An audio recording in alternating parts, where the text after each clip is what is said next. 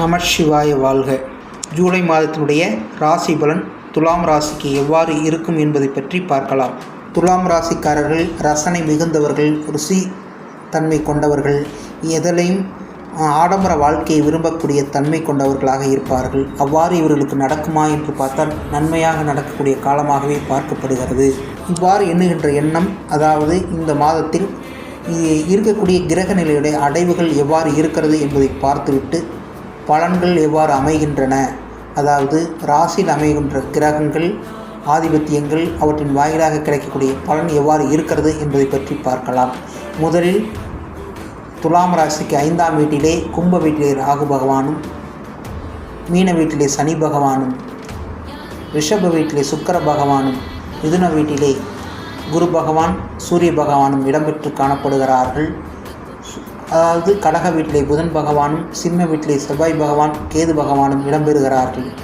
இதன் அடிப்படையில் சாரம், இவற்றின் பார்வை, இவற்றிலெல்லாம் இருக்கக்கூடிய நிலையின் அடிப்படையில் பார்த்தால் பலன்கள் இவர்களுக்கு துலாம் ராசிக்காரர்களுக்கு எவ்வாறு இருக்கிறது என்பதை பற்றி பார்க்கலாம். தொழில் என்று வருகிறோம். தொழில் என்று வரும் பொழுது இவர்களுக்கு எவ்வாறு அமைகிறது இந்த மாதத்தில் தொழிலுடைய நிலை என்று பார்த்தால், பூமி மட்டத்திற்கு கீழ் இருக்கக்கூடிய பொருட்களை எடுத்து செய்யக்கூடிய தொழில் அல்லது மூலப்பொருட்களாக வரக்கூடிய பொருள் அடிப்படையில் பார்த்தால் மிகவும் அற்புதமான நிலையாக காணப்படுகிறது.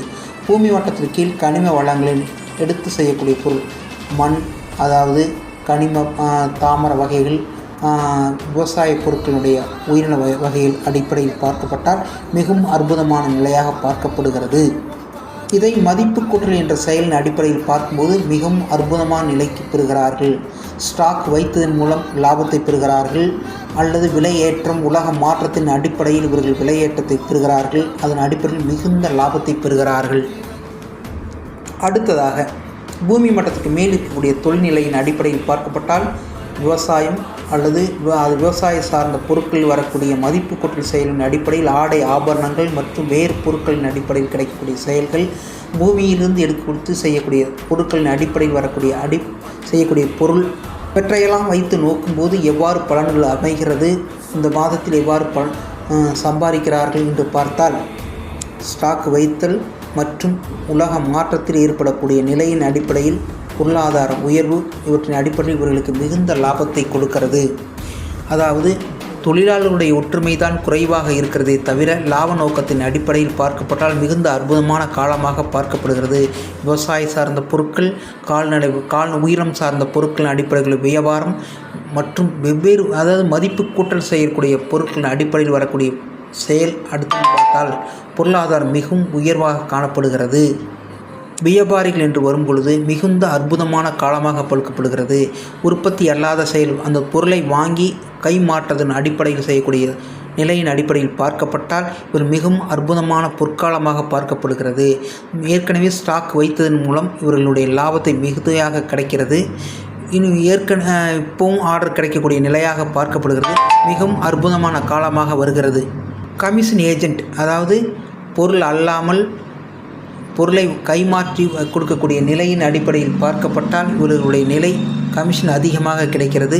மிகவும் பொற்காலமாக பார்க்கப்படுகிறது. வேலை என்று வருகிறோம். வேலை என்று வரும்பொழுது கார்ப்பரேட் நிறுவனத்தில் வேலை செய்வர்களுடைய நிலையின் அடிப்படையில் பார்க்கப்பட்டால் மிக பொற்காலம். அதாவது இந்த மாதத்தில் பதவி உயர்வு, சம்பள உயர்வு போன்றவை கிடைக்கக்கூடிய அமைப்பும், ஒரு சிலருக்கு வெளிநாடு, வெளி மாநிலம், வெளிய அந்நியர்களுடன் தொடர்பு மூலம் கிடைக்கக்கூடிய லாபம் மிகுதியாக இருக்கிறது.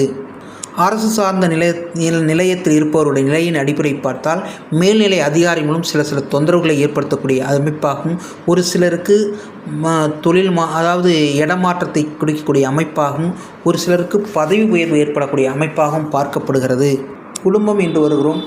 குடும்பம், தனம், வாக்கு என்ற அடிப்படையில் வரும்பொழுது இவருடைய நிலையின் அடிப்படையில் பார்க்கப்பட்டால் மிகவும், அதாவது குடும்பத்தின் நிலையின் அடிப்படையில் சுக்கிரனுடைய பார்வை என்று வரும்பொழுது அவர்களுக்கு குடும்பத்தினுடைய நன்னிலையாக பார்க்கப்படுகிறது. ஒரு சிலருக்கு அங்கே குடும்ப நபர்களுக்கு மங்களகரமான நிகழ்ச்சி நடைபெறக்கூடிய வாய்ப்பாகவும், ஒரு சிலருக்கு குழந்தை பாக்கியத்தை பெறக்கூடிய நிகழ்ச்சியாகவும் பார்க்கப்படுகிறது. ஒரு சிலருக்கு வீடு கட்டக்கூடிய அமைப்பாகவும், வண்டி வாகன சேர்க்கை அமைப்பாகவும் பார்க்கப்படுகிறது. குடும்ப நபர்களின் அடிப்படையில் குடும்பம் ஒற்றுமையாக இருக்கக்கூடிய வாய்ப்பாகவும் பார்க்கப்படுகிறது. ஒரு சிலருக்கு இந்த மாதத்தின் இறுதி பகுதியில் பொருளாதாரம் உயரக்கூடிய வாய்ப்பாகவும், ஒரு சிலருக்கு வெளியில் அதாவது வாக்கு கொடுத்தக்கூடிய நிலையின் அடிப்படையில் நிறைவேற்றப்படுகிறதா என்று பார்த்தால் மிகவும் சிறப்பாக நிறைவேற்றி கொள்ளக்கூடிய நிலை ஏற்படுகிறது.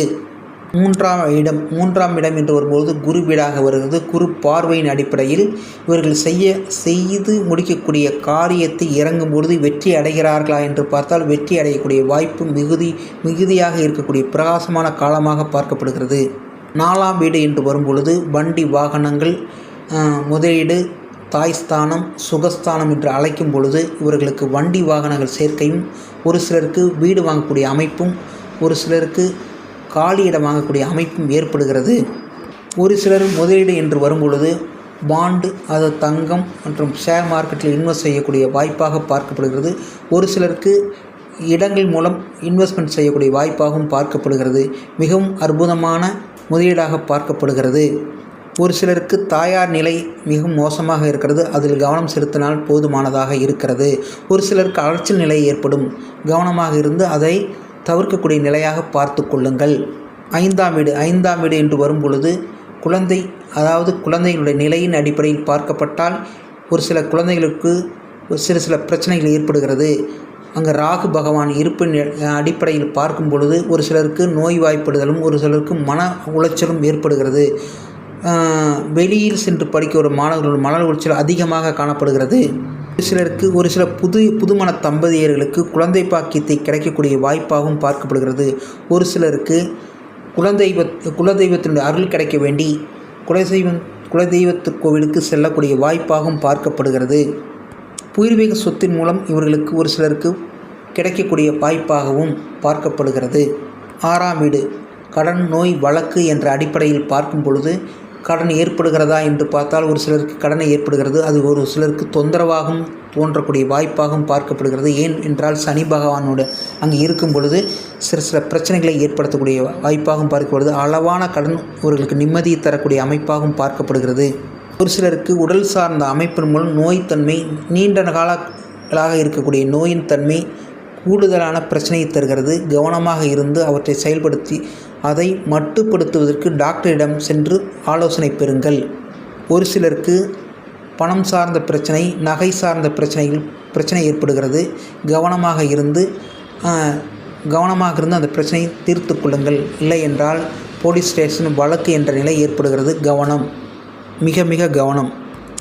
ஆணாக இருந்தால் பெண், பெண்ணாக இருந்தால் ஆண் என்ற அடிப்படையில் பார்க்கும்போது சமசத்மஸ்தானமாக பார்க்கப்படுகிறது. கணவன் மனைவியிடையே ஒற்றுமை கூடுகிறது. ஒரு சிலருக்கு பிரச்சனை ஏற்பட்டாலும் இறுதி பகுதியில் அது சரி செய்யக்கூடிய வாய்ப்பாகவும் பார்க்கப்படுகிறது. ஒரு சிலருக்கு திருமண வாய்ப்புகளை கூடக்கூடிய நிலையாக பார்க்கப்படுகிறது. ஒரு சிலருக்கு தொழில் கூட்டாளிகள் மூலம் நன்மை ஏற்படுகிறது. ஒரு சில அரசியல்வாதிகளுக்கு இந்த மாதத்தில் அதிகமான நன்மை ஏற்படக்கூடிய காலமாகவும் பார்க்கப்படுகிறது.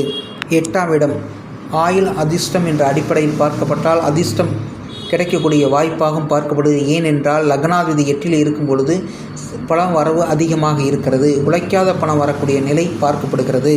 9ஆம் வீடு என்று வரும்பொழுது பாக்கியஸ்தானங்களாக குறிக்கிறது. தலைமை பொறுப்பு, ஒரு சிலருக்கு கோயில் தர்மகர்த்தா நிலை, மக்களால் போற்றக்கூடிய செயலின் அடிப்படையில் வருகிறது. மிகவும் கௌரவமான நிலையாகவும் பார்க்கப்படுகிறது. ஒரு சிலருக்கு கோவில் கட்டக்கூடிய நிலை ஏற்படும். ஒரு சிலருக்கு புண்ணிய காரியங்களுக்கு செலவிட செய்யக்கூடிய செயலாகவும் பார்க்கப்படுகிறது. ஒரு சிலருக்கு மருத்துவ உதவிகளை செய்யக்கூடிய நிலை ஏற்படும். அவ்வாறு செய்யும் பொழுது இவர்களுக்கு இருக்கக்கூடிய பிரச்சனையின் அடிப்படையில் சாபங்கள் நீங்குகிறது.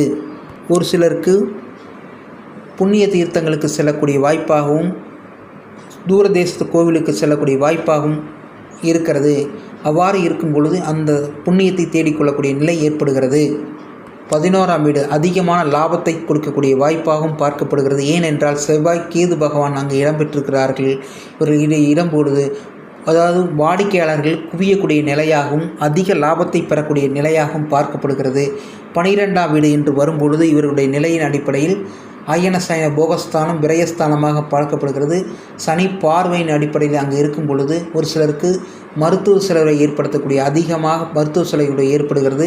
கவனமாக இருந்து அதை போக்கிக் கொள்ளக்கூடிய நிலையும் தெய்வ வழிபாட்டின் மூலம் போக்கிக் கொள்ளுங்கள். அவ்வாறு ஏற்படுகிறதா என்றால் குலதெய்வத்தின் அருள் மூலம் இவர்கள் நீக்கிக் கொள்கிறார்கள். நமச்சிவாய வாழ்க. பெரிதொரு வீடியோவில் சந்திப்போம்.